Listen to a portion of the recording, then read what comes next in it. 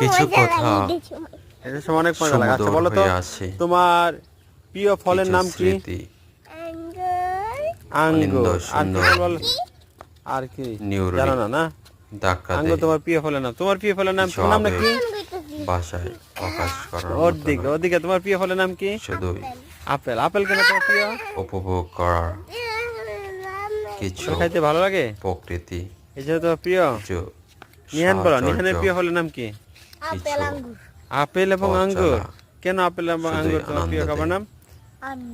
প্রিয়জন যখন মায়ের এদিকে এসো থাকে তাদের মিষ্টি মধুর তোমার প্রিয় খাবারের নাম কি? কথায় মন বিগলিত হয়। আম। আম কেন তোমার প্রিয়? অনেক মজা লাগে। তোমার ঈদটা কেমন কেটেছে?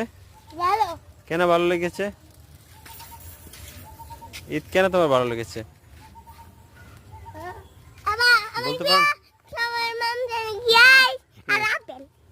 নিহান তোমার ঈদটা কেমন কেটেছে? কেন ভালো কেটেছে?